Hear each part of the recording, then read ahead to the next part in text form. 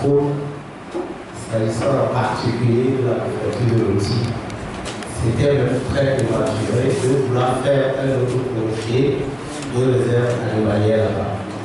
Parce que dans la mentalité des ressortissants de l'outil, ceux qui vivent surtout sur place, ceux des villages de l'outil sud, parce que là, le nord, il n'y a pas de problème de faune surtout, c'est dans le sud.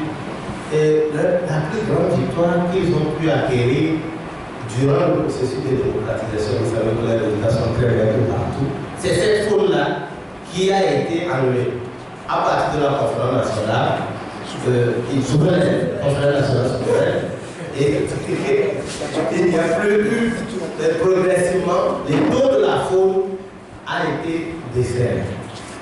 Et donc c'est avec une très grande surprise que lentement, mais sûrement, ça revient.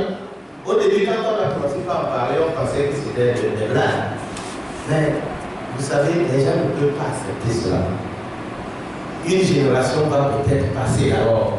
Ceux qui ont vécu des événements douloureux d'avant 90, il faut que ceux-là, peut-être, on parle de la pédagogie en ce qui les concerne, et que peut-être une nouvelle génération vienne, se lève, pour que des politiques comme ça puissent être expérimentées encore.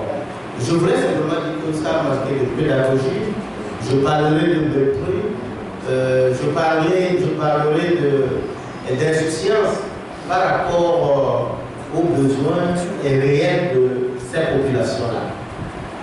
Parce que nous n'avons pas entendu parler de mesures d'accompagnement, nous n'avons pas, et c'est des gens qui vivent de l'agriculture là, et subitement, on dit ça va devenir une réserve pour animaux.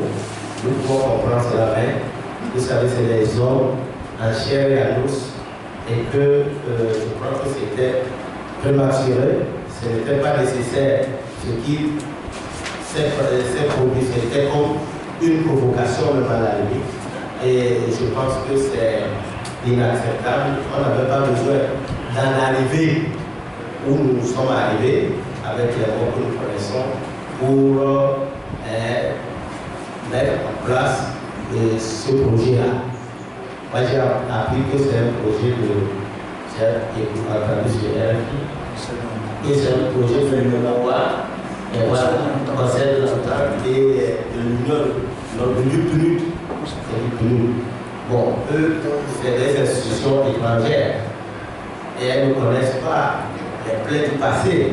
Je pense que c'était au gouvernement de chez nous de prendre la mesure de ce que la population de Mambo a vécu par rapport à cette situation dans le passé et de pouvoir se prendre autrement, même s'il fallait que ce projet vienne faire de la pédagogie, expliquer, prendre du temps.